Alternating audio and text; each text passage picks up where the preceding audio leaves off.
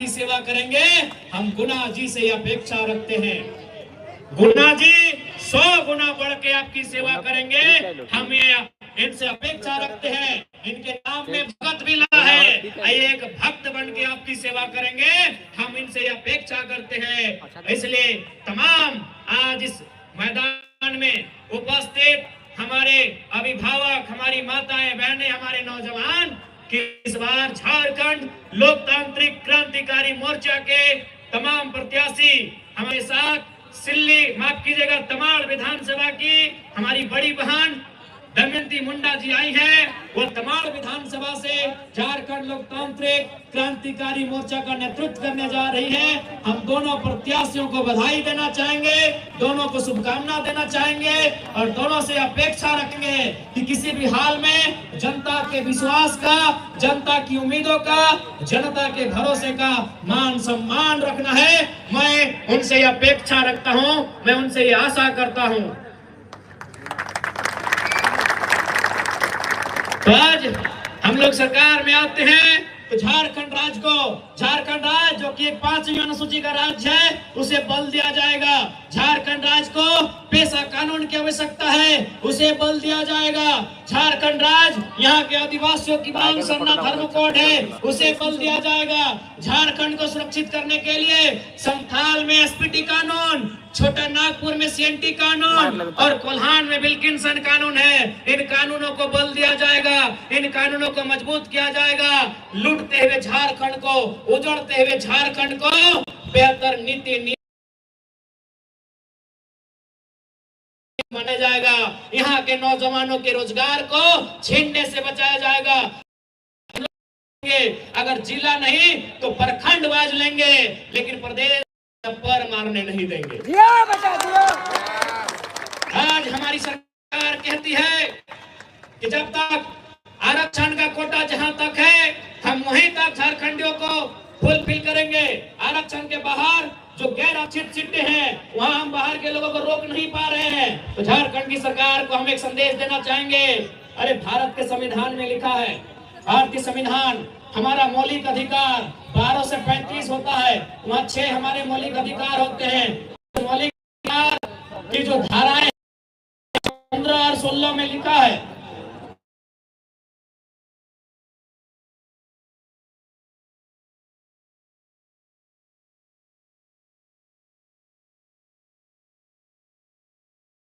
जन्म स्थान के आधार पे भेदभाव नहीं करेंगे, आप लिंग के आधार पे भेदभाव नहीं करेंगे, लेकिन भाषा का जिक्र कहीं नहीं गया है। इसलिए हम लोग प्रखंडवार परीक्षा लेंगे और उस प्रखंड में जो भाषाएं प्रचलित है, उस भाषा में परीक्षा लिया जाएगा। जैसे ये बेड़ो प्रखंड है, बेड़ो प्रखंड में यहाँ के लोग सादरी बोलते हैं। आदिवासियों में उराव समुदाय की आबादी है, वो कुड़ुक भाषा बोलते की भाषा है। रांची जाएंगे तो रांची में कुछ संथाली, कुछ मुंडारी, कुछ कुड़ोक, कुछ नागपुरी, कुछ कुड़माली, जो भाषाएं उस क्षेत्र की हैं, उस भाषा में परीक्षा लेंगे। क्योंकि इससे क्या होगा कि जो प्रदेश के युवा हमारी नौकरियों में हकमारी कर रहे हैं, उन्हें एक बैरियर लग जाएगा। कैसे? जैसे मैं बार बार उदाहरण देता हूँ, मेरा घर है धनबाद जिला, प्रखंड तुपचाची, वहाँ एक कहावत कही जाती है। जैसे अगर हिंदी में कहावत आया कि आग बबूला होना, इसका मतलब क्या होता है? मान के चलिए परीक्षा में एक सवाल पूछा कि आग बबूला, इसका मतलब क्या होता है? टेढ़ा खीर, इसका मतलब क्या होता है? कमर कसना, इसका मतलब क्या होता है? तो इसका मतलब झारखंड के भी स्टूडेंट जानते हैं, बिहार के भी स्टूडेंट जानते हैं, यूपी, एमपी और हरियाणा के भी स्टूडेंट जानते हैं। लेकिन यदि मेरे क्षेत्र की भाषा में परीक्षा होगा, जैसे हमारे उधर गांव में एक कहावत कहा जाता है कि हाथ से छुटल माछ और बांधे गड़ल कांच, घुर घुर न पावाए, तो झारखंड के बाहर कोई समझ नहीं पाएगा। हाँ, कि हाथ से छुटल माछ और बांधे गड़ल कांच, एकर मने की लगे बुझाव। इसका आंसर केवल और केवल उस जिला के स्टूडेंट जानेंगे, केवल और केवल उस प्रखंड के स्टूडेंट जानेंगे। इसके अलावा यूपी, एमपी, बिहार, राजस्थान, हरियाणा के स्टूडेंट नहीं जानेंगे। लेकिन इनके पास विजन नहीं है, इनके पास प्लानिंग नहीं है। सबसे महत्वपूर्ण बात है बहुत कम लोग हैं जिन्होंने संविधान को पढ़ा है। हाँ, 81 विधायक में 2-4 हैं जो पढ़े हैं, लेकिन बहुत कम, 90% लोग उनको मालूम ही नहीं आर्टिकल 15 और आर्टिकल 16 होता क्या है। उसमें आपके पास गूगल है, आप साफ साफ पढ़ लीजिए। आप वहां भाषा का कहीं जिक्र नहीं किया गया है, यानी आप भाषा के आधार पर परीक्षा लीजिए। जब वो बेड़ो प्रखंड में आएंगे, हम सादरी में कुड़ुक में परीक्षा लेंगे। जब रांची जाएंगे तो आपका नागपुरी में लिया जाएगा, संथाली में लिया जाएगा, कुड़माली में लिया जाएगा। हम तमाड़ जाएंगे तो मुंडारी में लिया जाएगा, कुड़माली में लिया जाएगा, पचपरगनिया में लिया जाएगा। यानी जो उस क्षेत्र की भाषा है उस क्षेत्र की भाषा में परीक्षा लिया जाएगा। इससे झारखंडी युवाओं का जो हक है उसमें हकमारी नहीं होगा। और पुनः कहेंगे कि झारखंड राज्य का मतलब केवल हेमंत सोरेन जी का परिवार नहीं होता है। मैं तमाम आदिवासी समाज से विनती करूंगा कि झारखंड राज्य मतलब बृहद झारखंड, झारखंड राज्य का मतलब एक विशाल झारखंड। केवल हेमंत सोरेन जी का परिवार ही झारखंड नहीं, उस परिवार से बाहर भी सोचिएगा। आज उन्होंने आदिवासी के नाम पे क्या किया आपको भी मालूम है। आपको क्या दिया? 1000 रुपए। ये 1000 रुपया नहीं है, ये 2024 के चुनाव के पहले का घूस है। अब आपको स्वीकार करना है कि नहीं, ये घूस है, 24 के चुनाव से पहले का घूस है। यदि सरकार इतना ही खुश है तो 4 साल पहले लेके आते। 2 महीना वोट बचा है तब इनको याद आया मैया लोग का। भैया लोग कहाँ जाएगा? उन लोग जानता है। देखिए, सरकार को मालूम है कि नारी का दिल बहुत बड़ा होता है। इनको मालूम है कि इन लोग को 5 साल कितना भी सता दिए, 5 साल इनको कितना भी बोका बना दिए, 5 साल कितना भी इनको लूट लिए, इनको 1000 रुपया देके नारी का दिल जीत लेंगे। ताकि नारी का दिल बहुत बड़ा होता है। लेकिन भैया लोग का क्या होगा? इनका नौकरी आप बेच रहे हैं प्रदेश को। इसलिए आज आपको कहना चाहेंगे, यदि हम लोग सरकार में आते हैं तो सम्मान मैया का भी होगा, सम्मान भैया का भी होगा, दोनों का सम्मान होगा। 60-40 तो चलवे नहीं करते, बिल्कुल ना चलता। और साथ ही साथ कहना चाहेंगे, आज सीजीएल जेएसएससी की परीक्षा में जो धांधली गड़बड़ी का मामला प्रकाश में आया है, हम लोग छात्रों के समर्थन में हैं। और झारखंड लोकतांत्रिक क्रांतिकारी मोर्चा तमाम मीडिया बंधुओं के माध्यम से सरकार को यह संदेश देती है कि आप त्वरित कार्रवाई करें और जो लोग दोषी हैं उन्हें जेल की काल कोठरी में भरने का काम करें। नहीं तो फिर 2024 में यही स्टूडेंट आपसे हिसाब लेंगे।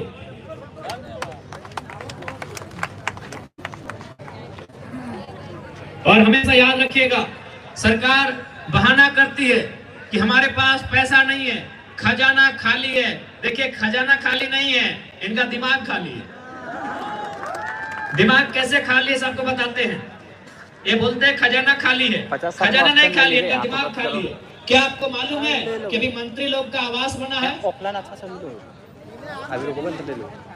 रांची में मंत्री लोग का हमारे आवास बना है, मालूम है ना? कितना में बना है? 67 करोड़, 67 करोड़। अभी शायद 12 मंत्री हो गए, पहले 11 थे, यानी 11 सही लेते हैं। 67 भागा 11, 11 छक 66, यानी एक मंत्री का आवास कितना में बना है? 6 करोड़ में। एक मंत्री का आवास 6 करोड़ में। अच्छा भला बताइए तो प्रधानमंत्री आवास कितना में बनता है? 1 लाख। हमारे उधर 1,25,000 में। यानी एक मंत्री का आवास 6 करोड़, यानी 6 और 7 को 0 करोड़ में होता है, 7 को 0 भागा देंगे 1,25,000 से, 0 काटेंगे 5 से करेंगे, रिजल्ट आता है 480। यानी एक मंत्री 480 को परिवार का आवास अकेले हड़प के बैठा है और बोलता है खजाना खाली है। बोलता है कि खजाना खाली है। इसलिए हम लोग अगर सरकार में आएंगे तो जितना भी इनको फैसिलिटी मिलता है सारा बंद हो जाएगा। जैसे अभी यहाँ देखिए, अभी यहाँ क्या हो रहा है, जैसे मान के चलिए नेहा मैडम तो बन गई विधायक, इनको महीना 3 लाख मिल रहा है। कितना मिल रहा है? 3 लाख। और इनके बाबूजी हैं पूर्व विधायक, उनको भी पेंशन 1 लाख मिल रहा है। तो हम लोग सबसे पहले पेंशन को बंद करेंगे, पेंशन बंद करेंगे। क्योंकि एक को विधानसभा में 150 को पूर्व विधायक भी है, तो 150 लाख बर्बाद हो रहा है। एगो को 1 लाख, 150 को 150 लाख, यानी 150 लाख रुपया बर्बाद हो रहा है कि नहीं? इसलिए हम लोग पेंशन की व्यवस्था को बंद करेंगे। अब आप कहेंगे कि ये कैसे होगा? आप पढ़िएगा भारत के संविधान शेड्यूल 7 को पढ़िएगा, उसमें राज्य सूची है। राज्य सूची में सेक्शन 38 से लेकर 42 तक पढ़िएगा, वहीं कहीं पे लिखा है कि पेंशन भत्ता राज्य सरकार की जिम्मेदारी है। अगर हम लोग राज्य सरकार में आते हैं तो पेंशन रोक दिया जाएगा। और पेंशन अगर मिलेगा भी तो कब? जब वो 60 साल की उम्र पार करेंगे। जैसे अभी नेहा मैडम मान के चलिए चुनाव हार गई तो पेंशन शुरू हो जाएगा। ये गजब का नियम है। अगर चुनाव हार गई तो पेंशन, अभी उम्र क्या हो रहा है उनका 30 साल, 30 साल उम्र ही हो रहा है, पेंशन शुरू हो गया। इसीलिए हम लोग पेंशन कब देंगे? जब वो 60 साल पार करेंगे। अभी शर्त से हम लोग आप हमको राशन देते हैं 5 किलो, सो जाके इंक्वायरी करते हैं कि दलान ढलाई घर है क्या, 4 चक्का है क्या, बाप का नौकरी है क्या, तो हम भी इंक्वायरी करेंगे। इंक्वायरी के बाद लगे कि 60 साल में पेंशन मिलना चाहिए तो देंगे, नहीं तो नहीं देंगे। इंक्वायरी करेंगे। जैसे बंधु जी जिस दिन 60 साल की उम्र पार करेंगे, हम लोग एक इंक्वायरी की टीम भेजेंगे कि हाँ भाई बंधु जी को पेंशन मिलना चाहिए कि नहीं। यदि उनके घर की स्थिति ऐसी होगी कि उनको पेंशन मिलना चाहिए तो पेंशन मिलेगा, और नहीं तो नहीं देंगे। उनको जो 1 लाख रुपया दे रहे हैं उसमें 15-15 हजार का, 17 हजार का, 18 हजार का, 6 को 7 को नया लड़का को नौकरी दे सकते हैं। इस राज्य में कोई खजाना खाली नहीं है। इसलिए एक बात जान लीजिए, आज झारखंड बनाने में आज हमारी जमीनों पर कहीं पावर प्लांट है, कहीं कोई कोलियरी है, कहीं कोई फैक्ट्री है, लेकिन रोजगार हमारे पास नहीं है। इसलिए आज आपको इस बात को सोचना होगा। और विशेषकर अभी प्रखंड कार्यालय में पंजी 2 को लेकर जो गड़बड़ी होती है, रसीद काटने को जो गड़बड़ी होती है, ऑनलाइन चढ़ाने को जो गड़बड़ी होती है, हम लोग अगर आते हैं गवर्नमेंट में तो कार्यक्रम रहेगा, उस कार्यक्रम का नाम रहेगा सीओ हाजिर हो, और उनको आदेश दिया जाएगा कि एसी में और पंखा में मत बैठियो सीओ साहब। एसी में बैठने के लिए आप सीओ नहीं बने हैं, बल्कि सीओ का जो गाइडलाइन उसको पढ़िएगा। 120 दिन उनको रेवेन्यू विलेज का दौरा करने को कहा गया है। अगर एक सीओ किसी ब्लॉक में अगर 365 दिन, किसी अंचल में वो कंटिन्यू 365 दिन रहता है, तो 120 दिन उसको जनता के बीच जाने का नियम है। तो हम लोग अगर आते हैं तो सीओ को सीधा बोलेंगे सीओ हाजिर हो। सबसे ज्यादा धांधली ब्लॉक में है, इसमें 100% सच्चाई है, और इसका कारण है हमारी सरकार। क्योंकि सरकार क्या करती है, ब्लॉक में अपने प्रतिनिधि को ड्यूटी दे दी है कि कई को पेंशन पास हुआ, कई को आवास पास हुआ, कई को सेट पास हुआ, कितना योजना पास हुआ, वो कमीशन लेता है। तो हम लोग कमीशन को बंद कर देंगे, सीधे बोलेंगे सीओ हाजिर हो। एग्रेशन से ही राज्य चलेगा। हमें लगता है ये लोग राज्य को खत्म कर दिया है, और अफसरशाही को तो लोग भगवान बना दिया है, इनको डर नहीं लगता। तो इसलिए आपसे एक बार निवेदन है, मांडर की जनता से निवेदन है कि एक बार खींची छाप को मौका मिले, एक बार जेल के पार्टी को मौका मिले, एक बार तस्वीर और तकदीर को बदलने के लिए हम लोग अपना सर्वस्व निछावर करने का काम करेंगे। तो समय की पाबंदी है, शाम का वक्त हो चला है। पुनः आज के इस बदलाव कीर्तन महासभा में जितने लोग आए दूर दराज से, सुदूरवर्ती गांवों से, उनका अभिनंदन करते हैं, उन्हें जोहार करते हैं, नमस्कार करते हैं, सलाम पेश करते हैं। और 10 मिनट और 10 मिनट तो चलिए, और 10 मिनट भैया, कुछ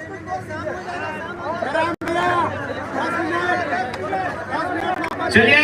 1932 खतियान झारखंड की पहचान, आज 24 सालों से झारखंड के लोग अपनी पहचान मांग रहे हैं। सबसे पहला बात कि खतन चाहे 1932 रहे, ऑब्लिक 1964 रहे, जेलों का अंतिम सर्वे सेटलमेंट रहे, ऑब्लिक ग्राम सभा है। यानी यदि खतियान के आधार पर एक स्थानीय नीति बनती है तो सीधा फायदा झारखंडी जनमानस को मिलेगा। चाहते हैं जैसे 3 चीज समझिएगा। एक बारी, ये बारी है, मान लीजिए बारी समझते हैं ना, जहां साग सब्जी लगाते हैं, ये बारी है। ये खेत क्या है, ये पूरा झारखंड क्या है, एक बारी है। पूरा झारखंड गढ़वा से लेके साहेबगंज तक, साहेबगंज से लेके सिंहभूम तक, और फिर सिंहभूम से लेके गढ़वा तक, ये क्या है, एक बारी है। अब क्या चाहिए, बारी में क्या होता है, हम लोग फसल उगाते हैं। क्या उगाते हैं, फसल। यानी झारखंड में जो नौकरी है वो क्या है, फसल है। झारखंड में जो नौकरियां हैं, जरिया है, वो क्या है, फसल है। और एक क्या होता है, बारी फसल, और एक होता है बाउंड्री, जिसको हम लोग कोई बेड़ बोलता है, कोई घोरना बोलता है। आप लोग क्या बोलते हैं, घोरना। हम लोग भी बोलते हैं घोरना। यानी हमारे पास क्या है, बाड़ी है। बाड़ी यानी झारखंड। हमारे पास उस बाड़ी में सब्जी भी लगा है, सब्जी यानी नौकरी, लेकिन क्या नहीं है, घोरना। ये घोरना नहीं रहने के कारण चोर गोरू लेरू आके घुसते हैं, हमारी साग सब्जियों को चरते हैं और चले जाते हैं। चोर गोरू लेरू आते हैं, हमारी साग सब्जियों को चरते हैं और चले जाते हैं। उसी घोरना का नाम है 1932 खतियान। जिस दिन ये लागू होगा, झारखंड की बारी के चारों तरफ एक घोरना लगेगा। उस घोरना में चोर गोरू लेरू पार नहीं होगा। यही है खतियान की लड़ाई, यही है खतियान की लड़ाई। ताकि जब तक नियम नहीं बनेगा, लोग फर्जी सर्टिफिकेट बनाएंगे, चोर गोरू लेरू झारखंड में प्रवेश करेंगे, झारखंड की बारी में आएंगे, यहाँ की साग सब्जियों को चरेंगे और दौड़ के फिर चले जाएंगे। इसलिए एक बात आपको कहेंगे कि नियम कानून तो जरूरी है, जानकारी भी जरूरी है, लेकिन एक बात हमेशा याद रखिएगा, यदि आप अपनी फसल को बचा के रखना चाहते हैं, यदि आप अपनी आवाज को बचा के रखना चाहते हैं, यदि आप चाहते हैं कि कोई चोर बैल, कोई चोर गोरू लेरू हमारे फसलों को, हमारे अनाजों को ना खाए, तो आपको अपने बेटे को सांड बनाना होगा, तभी आपका फसल, तभी आपके अनाज बचेंगे। ये झारखंड की सच्चाई है। यदि आप डर गए, ये लोग झारखंड को लूट के ले जाएंगे। और लूटने में, अरे वीडियो को तो बातें मत कीजिए, चोर किसी छवि रंजन का बात कीजिए। हमको चोर बोलने में शर्म नहीं लगता है ना डर लगता है। चोर है तो है। पूजा सिंघल को नहीं बोलते, मेहरारू इसलिए थोड़ा नहीं बोलते, लेकिन हाँ डीसी छवि रंजन एक नंबर का बदमाश, एक नंबर का लालची, एक नंबर का लोभी, एक नंबर का बेईमान आदमी। हम लोग सरकार में आ गए तो ऐसे लोगों को जेल में बाद में ले जाएंगे, पहले झूठा बाद में लेके जाएंगे। इसलिए आपको तय करना है आज किस प्रकार लुटेरे हावी है झारखंड में, किस प्रकार से लुटेरों का मन बढ़ा है। बाकी एक बात कहेंगे, जो ईमानदार है उनको नमस्कार है, चाहे वो चपरासी चाहे हवलदार है। दादा आप लोग ईमानदार है, हमको मालूम है, आपको नमस्कार है। झारखंडी आदमी का लेजरे नहीं है लूटना तो। हाँ लगे बेचारा कितना अच्छा हंस रहे हैं मुझसे। प्रणाम दादा, टेंशन मत लीजिए, आपको भी एक काम हम लोग करेंगे सरकार में आएंगे तो। जैसे पुलिस वालों की शिकायत होती है कि रांची वालों का पोस्टिंग दिया गया है साहेबगंज में, गढ़वा वाला का पोस्टिंग दिया गया है धनबाद में, तो दिक्कत हो जाता है। ऐसे भी नौकरी आप लोग झारखंड के अलावे अपने बीवी बच्चों के लिए करते हैं, उनकी सुख सुविधा के लिए करते हैं, तो भाई पत्नी कहाँ और आप नौकरी कहाँ कर रहे हैं, बच्चा स्कूल में कहाँ और आप नौकरी कहाँ कर रहे हैं, आपकी बूढ़ी माँ कहाँ और आप कहाँ। इसलिए हम लोग अपनी सरकार में आएंगे तो पुलिस वालों भैया के साथ साथ जितने सरकारी वाले हैं उनको एक व्यवस्था देंगे, आपको चौहद्दी का जिला चयन करने का मौका देंगे। चौहद्दी का जिला यानी ये रांची है, रांची की चौहद्दी में लोहरदगा आता है, गुमला आता है, इधर आपका रामगढ़ आता है, तो ये आपको चौहद्दी में चुनने का मौका देंगे। हजारीबाग भी शायद चढ़ता है रांची से, यानी आप अपनी चौहद्दी में नौकरी कीजिए, सुबह राज की सेवा कीजिए और शाम को बूढ़े बाप बाप की सेवा कीजिए। ये आपको आजादी रहेगी हमारी सरकार। आखिर नौकरी किसके लिए भाई? ये पैसा, ये धन दौलत, ये इज्जत, ये शोहरत किसके